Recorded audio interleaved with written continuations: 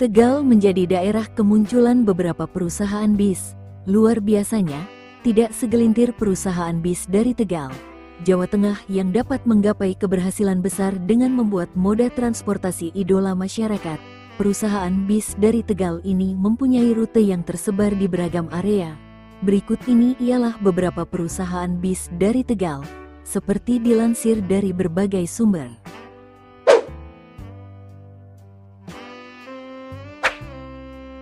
Dari harianhaluan.com, perusahaan bis Menara Jaya terletak di Kota Tegal, Jawa Tengah.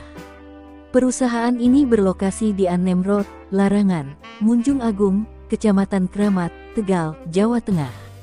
Sangat sedikit sekali orang yang mengetahui bis yang satu ini, yaitu bis Menara Jaya. Tetapi apabila Anda tinggal di daerah Pemalang, Jawa Tengah, sudah barang pasti tidaklah heran dengan bis Menara Jaya.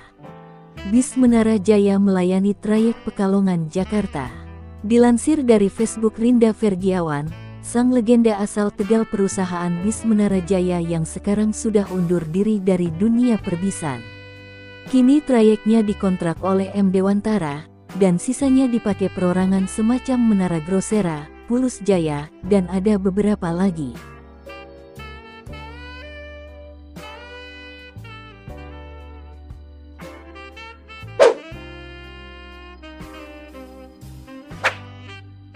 Lansir dari Facebook Rinda Vergiawan, perusahaan bis Adi Mulia legenda hidup asal Tegal, Jawa Tengah yang sudah beroperasi sejak era 80-an.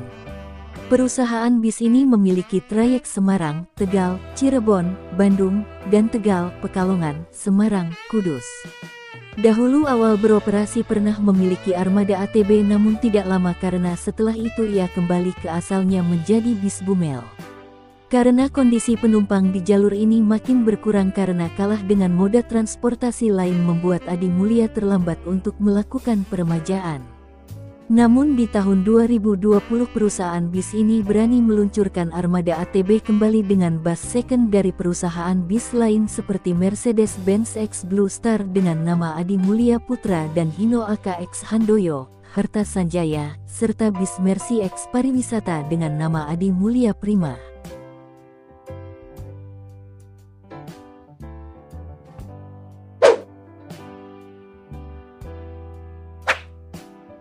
Lansir dari Facebook Raihan Alfarizi, situasi pool perusahaan bis Kurnia Tegal yang kini tak ada aktivitasnya yang berlokasi di Jalan Perintis Kemerdekaan nomor 61, dan uniknya masih tertempel plang namanya hingga sekarang.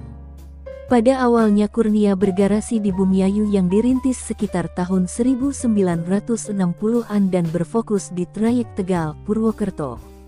Sempat membuka trayek hingga ke Bandung dan Jakarta serta memiliki beberapa armada pariwisata.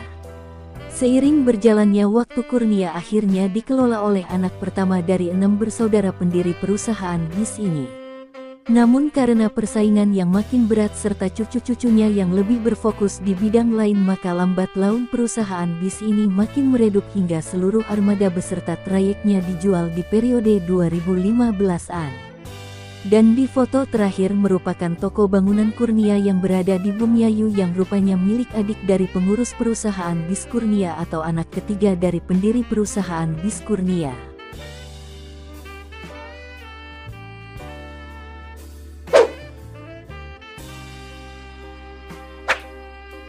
Lansir dari radartegal.disway.id, perusahaan otobus PO Dewi Sri telah menjelma menjadi salah satu perusahaan otobus legendaris di jalur Pantura, terutama di kalangan masyarakat Tegal, Jawa Tengah. Pada tahun 1980-an, PO Dewi Sri didirikan oleh pasangan suami istri, H. Ismail dan H. J. Rohayah, yang pada awalnya bergerak dalam usaha pedagang beras. Kala itu, mereka menggunakan truk untuk mengangkut dan mendukung kegiatan dagang mereka. Seiring dengan pesatnya perkembangan usaha dagang beras dan angkutan truk, H. Ismail dan H. J. Rohayah mulai melirik sektor transportasi otobus sebagai peluang baru. Mereka mengambil langkah maju dengan mengakuisisi PO Pancajaya yang berbasis di Purwokerto, Jawa Tengah. Inilah awal mula PO Dewi Sri hadir, dan perjalanan pertama mereka dimulai dengan rute Tegal Purwokerto menggunakan beberapa bus medium.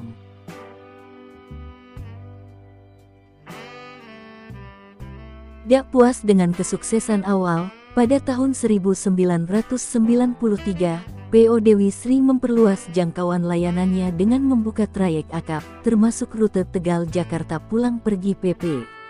Untuk mengakomodasi penumpang yang semakin banyak, 7 armada bus besar dikirimkan untuk melayani rute ini. Meskipun persaingan ketat, dengan saingan utama seperti PO Dedi Jaya dan PO Sinar Jaya, PO Dewi Sri berhasil menarik minat pasar dengan kecepatan dan ketepatan waktunya yang konsisten. Keberhasilan PO Dewi Sri membuka rute ke beberapa daerah, Napak, membuatnya dikenal sebagai bus kebanggaan, Wong Napak. Masuk tahun 2000-an, H. Ismail menyerahkan tongkat kepemimpinan kepada anak pertamanya, Iqmal Jaya, yang memiliki minat besar di dunia transportasi darat. Di bawah kepemimpinannya, PO Dewi Sri semakin berkembang pesat.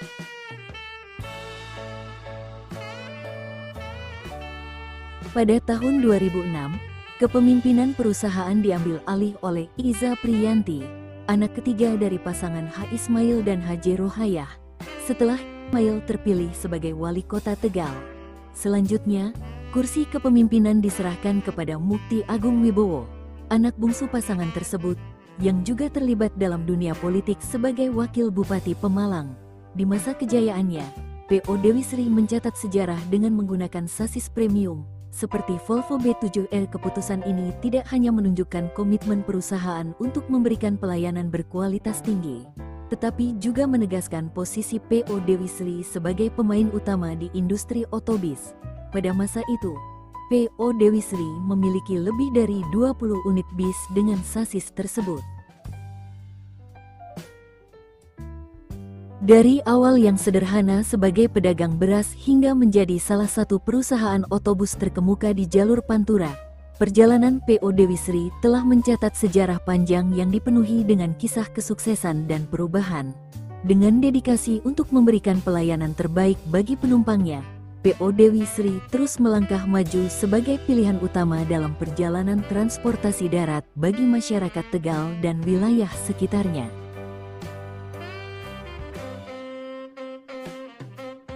Nah, itulah kisah perjalanan panjang perusahaan bis dari Tegal, Jawa Tengah. Terima kasih telah menonton video ini. Buat yang nonton sekali lagi mohon maaf. Bila ada kesalahan di episode kali ini mohon dimaafkan. Dan kalau ada informasi yang salah atau ada tambahan informasi, langsung dibenerin aja di kolom komentar. Semoga bermanfaat, sampai jumpa di next video. Semoga bahagia semua.